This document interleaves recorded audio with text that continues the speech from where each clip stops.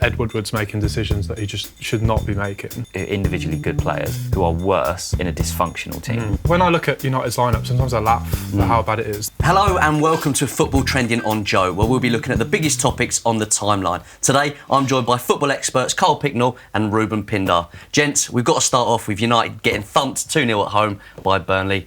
What's going on? There's no signs of improvement anywhere, and I don't know how Solskjaer is still in the job. It's been over a year now, and since he got given the job on a permanent basis, they just get worse and worse. New players come in, they don't improve the team. In fact, those players individually get worse.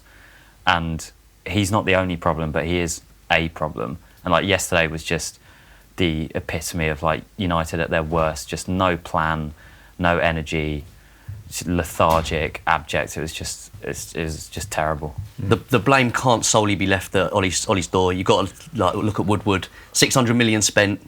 You look at the squad. I mean, who's there that's worth the money? I mean, this is it. When I look at United's lineup, sometimes I laugh at how bad it is that they've spent. I think it's like 750 million in the last 5 years. And you look at their team, and they're still playing Phil Jones. It's not just him. You're playing Fred and Matich in midfield. Fred's been good recently, but in fact, Matich is still there. It was. I thought that when they played Liverpool at the weekend, and the midfield five came up on the Sky graphic, and it had I think Matich, Fred, Andreas Pereira, Dan James, and Brandon Williams. Now Brandon Williams looks like a good player, but Manchester United playing their biggest game of the season, and that's their midfield five. Yeah. It's like it's a terrible indictment on like the complete lack of planning that goes into their recruitment. I don't think any other team in the supposed big six would take any of those players, let alone start them. I think, yeah, like you say, I think the best players are the ones that haven't yet been infected by this kind of Man United itis. And it's like Williams and Greenwood look like breaths of fresh air compared to Luke Shaw and whoever else. Anthony Martial is a strange case as well. Yeah. Because when he came in under LVG, whether he played through the middle or on the left, he was really threatening, and it was the sort of player where as soon as he gets the ball and he starts running at defenders, United fans get excited like something's going to happen. And yesterday, every time he had the ball, he would, players would be too close to him. He wouldn't know where to go with it, and then he just resorted to shots from outside the box, which just went over the bar. And like, he's a good player, but he's just wasting away in this team. Like, and so many players do go in and they regress, which Manchester United players should not be regressing. Is there any Premier League manager you wouldn't take over Ole Gunnar Solskjaer at the moment? That's a tough question. If you go through it, I mean, you have the obvious ones: Pep, Klopp, Brendan Rodgers. Yeah, definitely take Rodgers. I mean, United probably should have got Rodgers, but obviously it's difficult to get someone who's just been at Liverpool, etc. But Rodgers definitely a much better coach than Solskjaer. Nuno Santo at Wolves, very good. Yeah, he's excellent. He'd be massive improvement currently on Ancelotti at Everton. Yeah. Nigel Pearson. I mean, it's a different job though, to be fair, saving the team from relegation and trying to restore Man United, and it needs a different type of manager. But the thing you can say about managers down the bottom like that, they have a plan and they stick to the plan, and the players follow the instructions, and there doesn't seem to be any of that at United. So yeah, probably have him. So if Ole was to go, if they were to get rid of Ole, who would be the best person to bring in? I mean, the answer is obvious. Like Pochettino's there, he's available. Like, get him. They're sitting on their thumbs to save face and kind of have this image of, with Manchester United, we look after our legends or whatever. But he's there. I wonder what's putting them off pulling the trigger and going for Pochettino now. Whether it's the fee that they'll have to pay Spurs, which I don't really understand, because clubs are always happy to shell out massive fees for players, but when you've got a world-class manager, they're reluctant to pay 20 million for him. They spent 50 on Wan-Bissaka. Or whether it's like they think Solskjaer's going to turn a corner and things are going to get better when they're quite obviously not. And it's not convenient. Like, he's a club legend. They don't want to sack him, but I think it's obvious that they have to. When Pochettino is available, if he gets snapped up by a different club, like say Bayern come in for him in the summer, then they're going to regret it massively. Oh yeah, but that's inevitable, isn't it? That he's going to get snapped up, and then United will be like, oh no, not again. Yeah, and then that'll be a convenient excuse for them to just let Solskjaer stay for another 6 months or so. But do you think Manchester United think that Ole's the problem, or do you think that they need to strengthen their squad first? Well, and then give him a chance. This is the problem for me, is that they've spent all January not signing Bruno Fernandes as though he's like the answer. He's a good player and he'd improve them, but who's going to make more of a difference? Pochettino now, or one midfielder?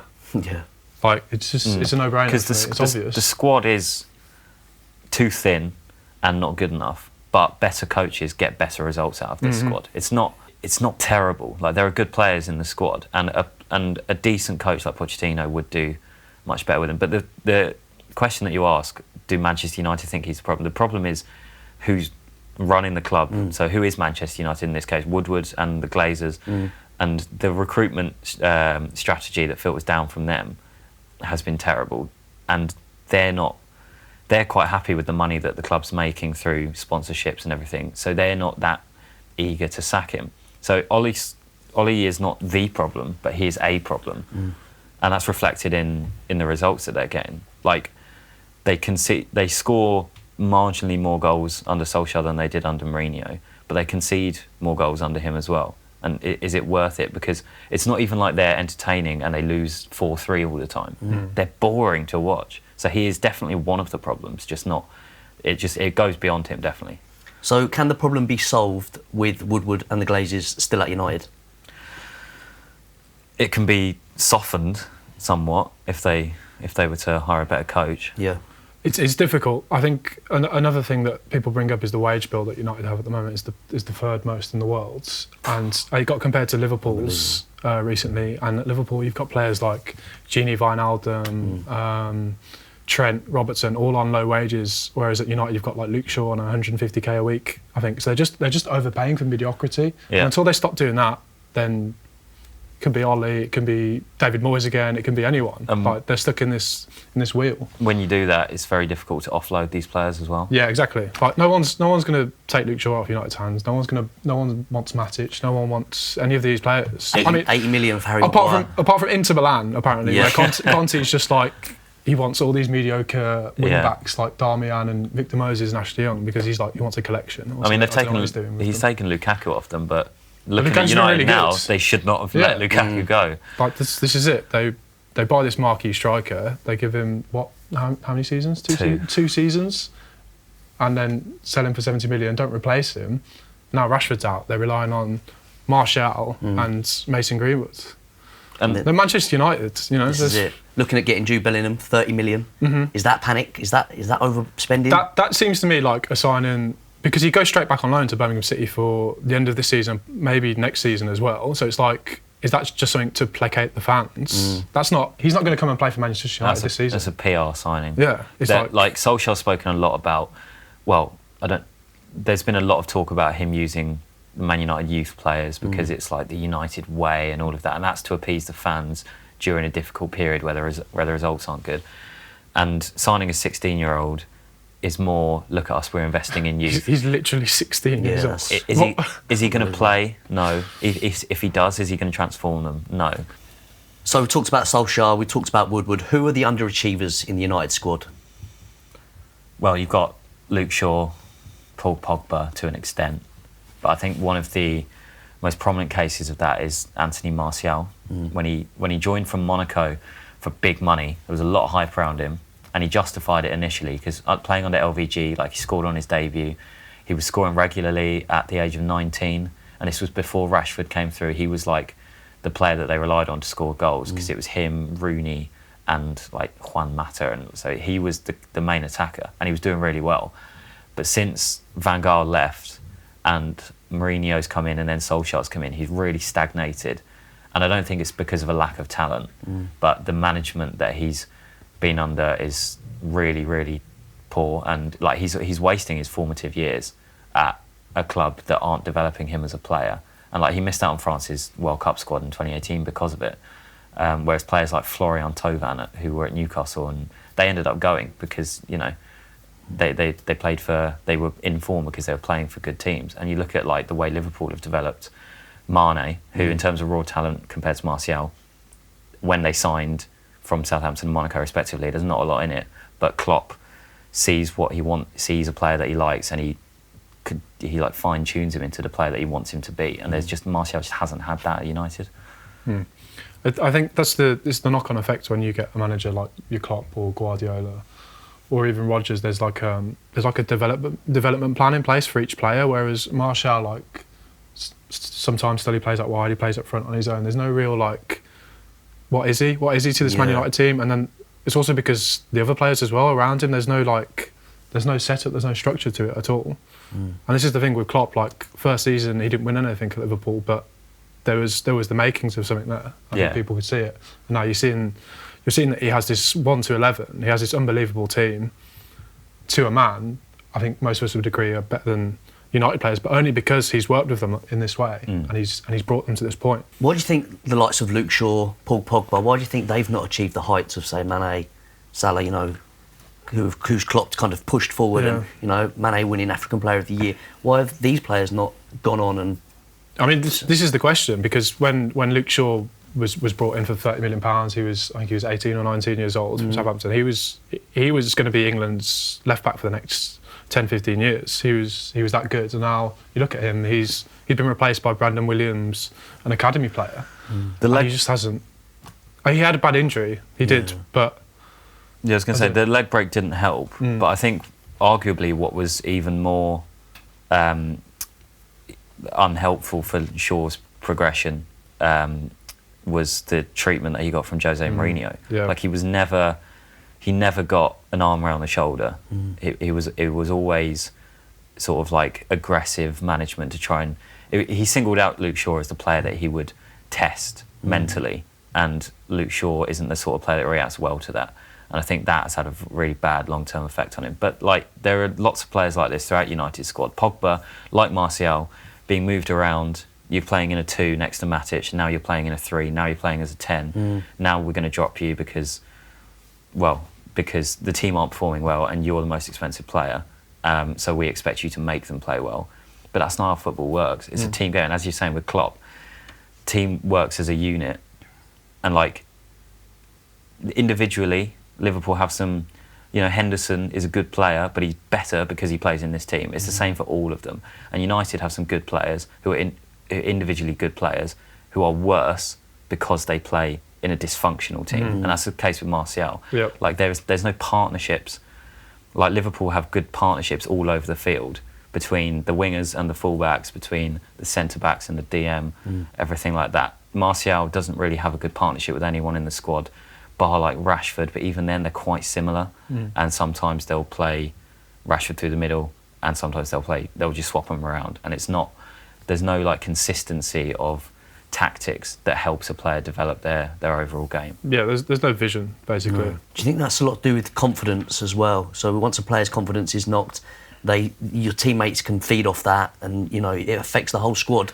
I think it's been noticeable without Pogba. I know he's often the scapegoat, but he was always the player to me that was unafraid. And a lot of the criticism that he gets for trying to do too much with the ball too deep in his own half, like dribbling out really tight areas, is because they don't have rehearsed patterns of play to get out of tight areas. Like you wouldn't see Wijnaldum pinned back in his own half trying to dribble past 3 players, because he'll always have Van Dijk and Robertson near him to release the ball to. Whereas, like, the criticism of individual players at United should be of the tactics that that is implemented on the team, or lack of tactics that the team are given, that leads to individuals making mistakes. And what you're saying about confidence, Martial's miss against Liverpool, that Gary Neville was absolutely fuming at on TV. He should have scored, but if he's more confident, playing in a better team with a more coherent strategy, then he probably does score that goal. But he kind of snatched at it because it was the only chance he was going to get all game. David De Gea, another example, world-class keeper, but he's not been the same David De Gea we've seen from recent seasons. Why do you think that is? I mean, it's got to the point where he was so often the saviour for Manchester United. He was their best player for 4 or 5 seasons running, I think it was. And now it's like he signed that new contract on £300,000, and it's like he almost just settled. It's like he knows that they're not going to sell him. Yeah. And he knows that they're not really going to achieve big things. I'm not suggesting for a minute that he's like consciously putting in less effort, but maybe his heart is is not in it as much as it used to be, and I always find it quite difficult to like evaluate keepers and defenders individually because it's such a like team sport in that sense that like you're part of a unit. So like you see how Virgil van Dijk has transformed Liverpool's defence. They're all better with him there, and even now when he's not playing, they're still all better because they're so well coached together. So if De Gea was playing behind a settled back four that was really balanced, well coached, then he would probably be performing better. But he has to face a lot of shots because of the shambolic defence that he plays behind, and he's not the sort of keeper that will keep all of them out. Like he pulls off incredible saves now and then, but it might sound stupid, but when he got fouled by Van Dijk in the Liverpool Man United game, and his reaction to that, like he was just absolutely like furious. And fair enough, he got fouled, but that reaction to me showed a player who's like frustrated. He's really wound up like by the situation at the club, and he's just like nothing seems to be going for them. Built up frustration. And it's just like he's had enough, you know. And even for the Burnley goal, Jay Rodriguez's second goal, brilliant goal. But what a goal. For me, I was watching that back, and De Gea's positioning in the build up to the move, he's way over to the right hand side of the goal, and he doesn't give himself enough time to get back in a central position to stop the shot at the near post. And I just think, is that a mistake he was making a few years ago? 'Cause it's just like a basic thing. It was still a wonderful strike, but he could have got a hand to it, I think, if he'd been stood in the right.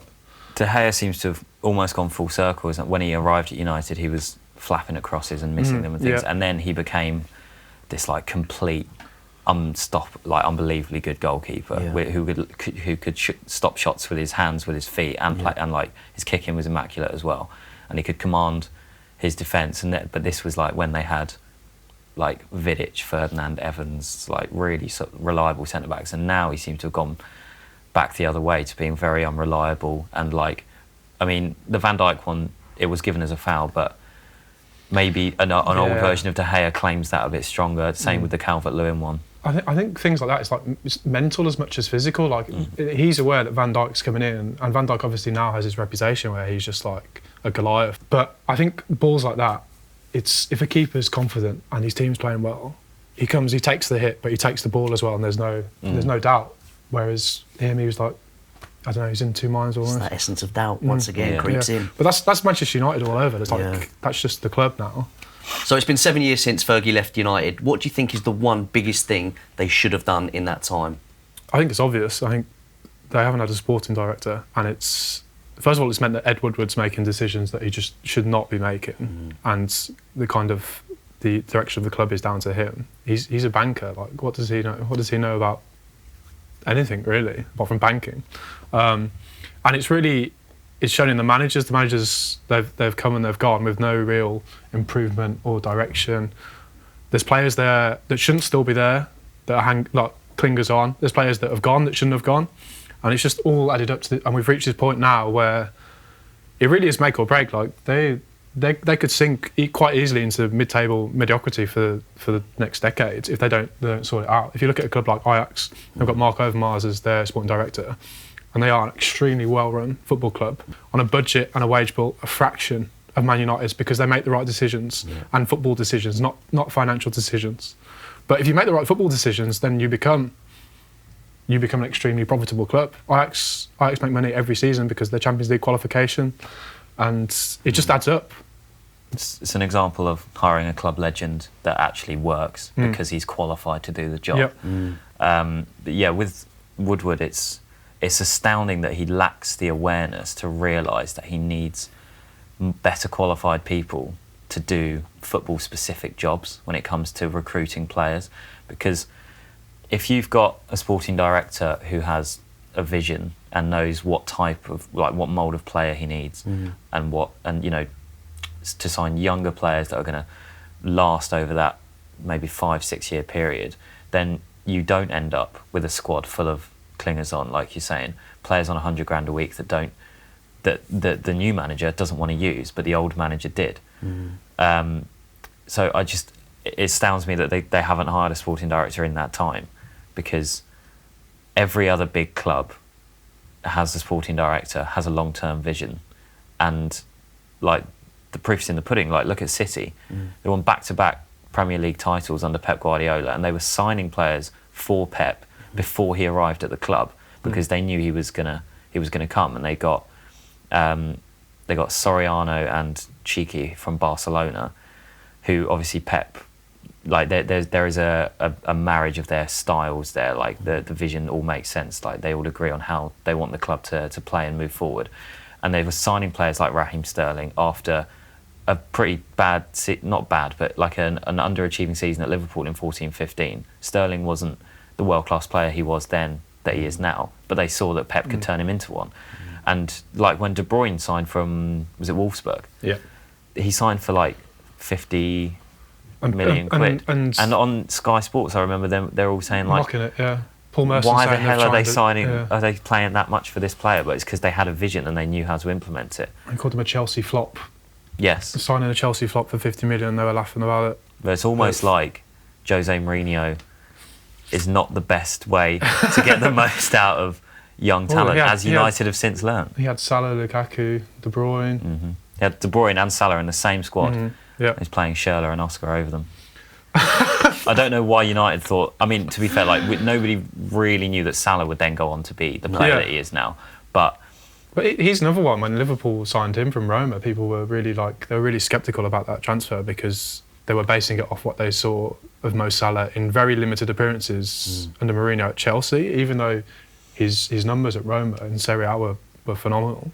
Even Firmino, was at Hoffenheim. He was a number 10, and his goal scoring record wasn't brilliant. But Liverpool's transfer team and Klopp, they have long-term vision, and they know exactly which player they want in every position, and they're willing to pay the money to get the right player, not just to get anyone. So United paid £80 million for Harry Maguire because he was the best defender they could convince to come to Manchester United, and they overpaid for him. But Liverpool paid less than that for Van Dijk because they knew he was the player they needed, and they weren't going to settle for a slightly worse version of him to save some money. And look what they're doing now. They're going to win the league. It's almost like United do stuff just so City can't do it, but like it's almost like City are tricking them. It's like a cat and mouse, but it's like Tom and Jerry, where the mouse is always winning. It's like Man City tricked United into getting Sanchez and like Maguire. Yeah. That's how I know it's not the case. We haven't even mentioned Sanchez. That's possibly the best example of Woodward's like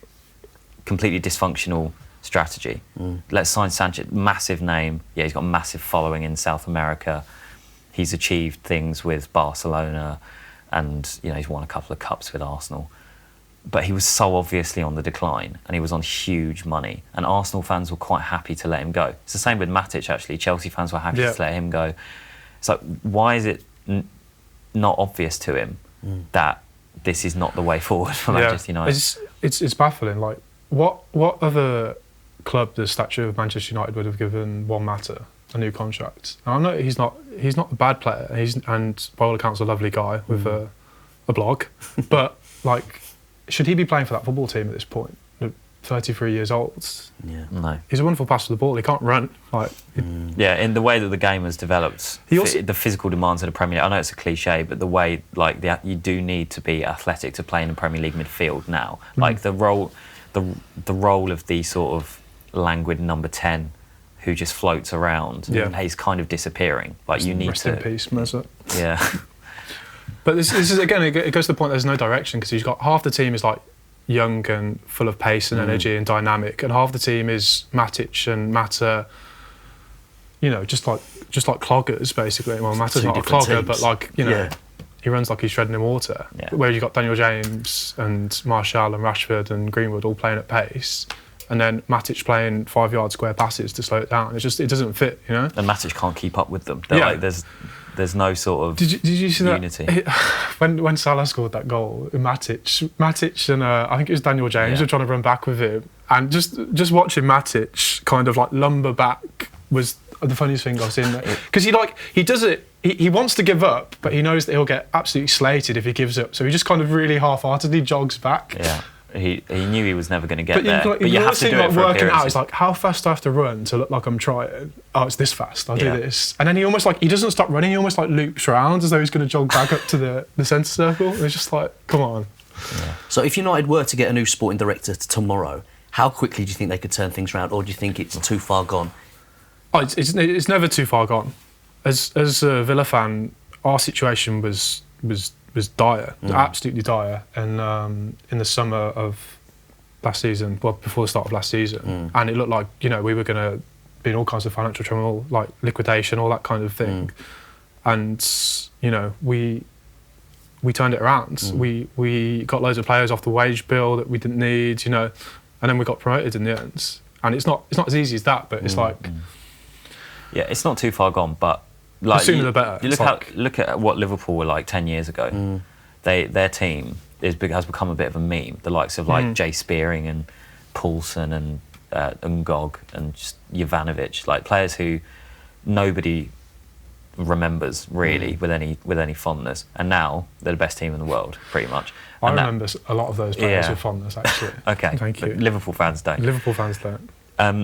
But United have made the problem a lot more difficult to solve by delaying the process of bringing in a sporting director and everything like that for so long. So they've got a lot of deadwood to clear, and they've got there needs to be a lot of outgoings and a lot of incomings, but they're not too far gone because they're Manchester United, but they've been relying on the fact that they're Manchester United for too long, expecting things to just go back to normal. But the common denominator between all of their successful seasons was Sir Alex Ferguson. The question is, do you think they will get a new sporting director in, or do you think Woodward is happy just doing what he's doing? As long as the club's turning over money, he's happy. I wouldn't be optimistic if I was a United fan in that sense, no. So another terrible week for Manchester United. Can they do better at the weekend in the FA Cup? We'll be talking about all the big stories next week. Thank you very much from everyone here at Football Trending.